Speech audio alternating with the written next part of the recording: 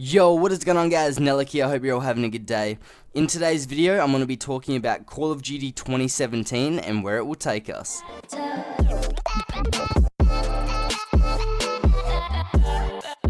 So the question in everyone's mind right now is, what will Call of Duty 2017 be all about? Will it be some kind of futuristic battle up in space like we saw in Infinite Warfare? Or will they finally be returning to some good old boots on ground action that we all love and want? Well, in recent interviews with Activision, they went ahead and said that their Infinite Warfare game didn't do as well as they had hoped, and for 2017, Call of Duty will be returning to its original roots. Now, when they said those words, I couldn't have been any happier. I've been playing Call of Duty ever since their first game, and I've really been getting sick and tired of all this futuristic stuff, and it's just music to my ears when they said that. So Call of Duty 2017, it's returning to its original roots, so we got boots on ground action, and I believe they're going to be going back towards like the World War II era, but not that late. Now, I've been doing a lot of research to try and figure out what this game will be all about, and they've pretty much covered World War II, so I crossed that out of the equation, and after doing that, all arrows pretty much pointed to the Second Indochina War, also known as the Vietnam War. Now, this was a massive war in our history. It had between 800,000 to 3.8 million deaths, which is just absolutely crazy.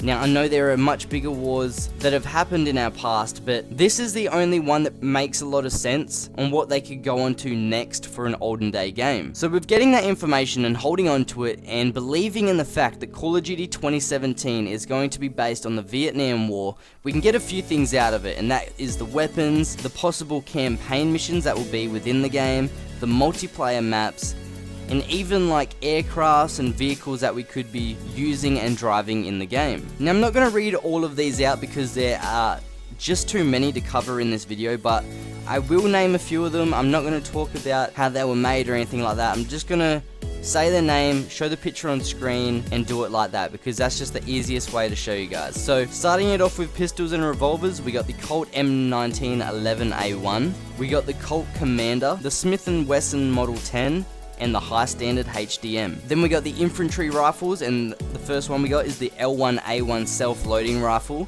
the AR-10, the M1 Garand, which was one of my favorite weapons from World at War, and I would love to see it in another Call of Duty game, the M14 rifle, and the Stoner 63. Then we got the sniper / marksman rifles. We got the M1917 Enfield, the M1C / D Garand, the M21 sniper weapon system, and the M40. Now for some submachine guns, we got the Thompson, the M3 grease gun, the Swedish K, the Owen gun, the Uzi, and another one of my World at War favorites, the MP40. If this is in Call of Duty 2017, you can guarantee that this will be one of my main guns that I use because the MP40 is just so much fun. I really hope they make it similar to the World at War version, but even if they don't, I really think it will still be fun to use. Now for some shotguns, we got the Ithaca 37, the Remington 11-48, the Winchester Model 1200, and the Stevens Model 77E. Now for some normal machine guns, we got the L2A1 AR, the Stoner M63A Commando, the M60 machine gun, and the Browning M2 HB. We've got flamethrowers, which are really fun to use, especially online. Now,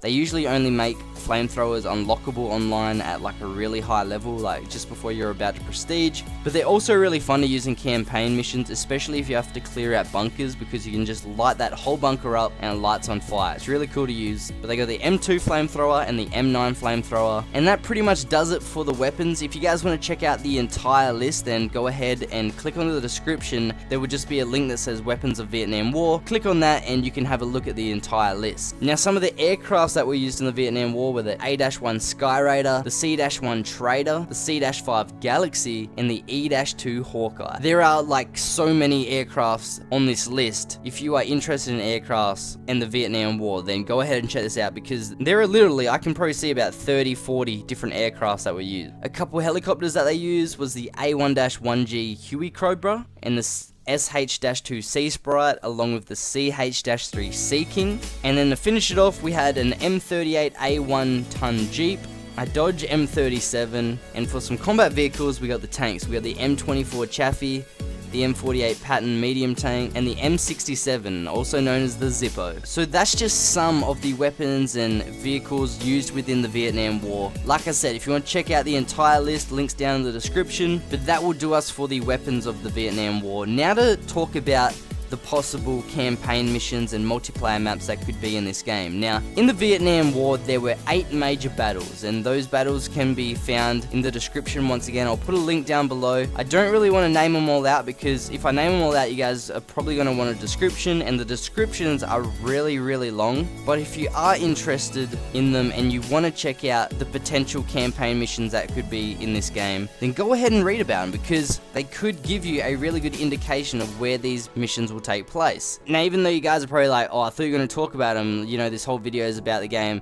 I know that I really should, but it's just too long. It will take way too much time, so forgive me on that one. But the reason I bring up campaign multiplayer missions is because if you do check that link out, they usually make the campaign missions and multiplayer maps within each other. So if they've got a campaign map, they usually take parts of that map, they block a few sections off, they add in a few more items, or they take items out to make the map more multiplayer friendly, and there we go, we got a multiplayer map. So there's 8 major battles. There's a potential of 8 campaign missions, which means 8 multiplayer missions. Now, that kind of seems a little low for campaign and multiplayer maps, but they could just do it in parts. They could make one battle in like 2 parts, 3 parts, and there we go. We've got an extra 2 or 3 multiplayer maps. So there we have it for the campaign and multiplayer maps, guys. The very last thing I wanted to talk about in this video is the uniforms that they wore. The more I talk about, the better picture in your head you will get of the game. So I'm just making this description up as I look at their uniforms, but it's pretty much just some baggy pants, a long sleeve shirt that a lot of people rolled up because they got too hot, and then like a camo helmet. It didn't look like any fancy kind of helmet, it just looked like a bucket hat that was reinforced with some steel or something. But their uniforms were really plain, like a plain green, or even sometimes just a camo, but it was still green. Just some good old-fashioned uniforms that you would see in an olden day war. So that's all I'm going to talk about in this video, guys. I really hope you did enjoy it. Make sure to like, comment, and subscribe. If you guys agree with me, let me know down in the comments. If you guys think Call of Duty 2017 will be something completely different, then write down your opinion. I'm really looking forward to what you guys have to say. But other than that, I hope you guys have a good day. I'll see you guys later. Peace.